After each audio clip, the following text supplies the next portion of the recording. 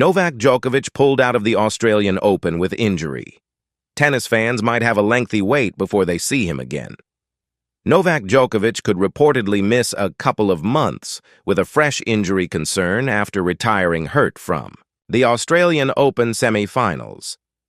Djokovic had been on course for a record-extending 25th Grand Slam title, but the Serb was unable to finish his last four clash against Alexander Zverev last week.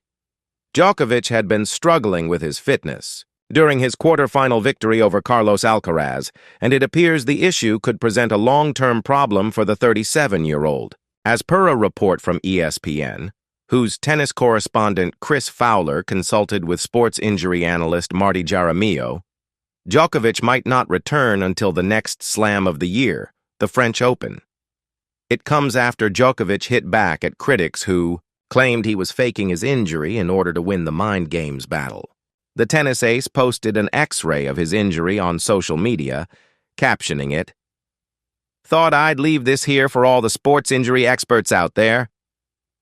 Analyzing the X-ray, Fowler said, "That's no joke. That's a pretty deep tear. That's in the deepest part of the hamstring, and the hamstring is a problem because it's a big muscle. It's deep in there. It's hard to treat it properly. The hamstring doesn't have great blood flow, so it's harder to treat it than some other muscles. You can't rush a hamstring. You've got to be very sure before going back out there. Typically, if you're looking at injuries like that in sports, you're looking at a couple months." Djokovic had been booed off the court following his first-set retirement against Zverev in Melbourne, but tennis fans might not get to see him in action until the early summer. Reacting to the news, Djokovic could be out of action until May 7-time.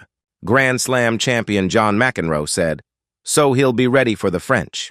He said he only cares about majors. Who can blame him at this point?"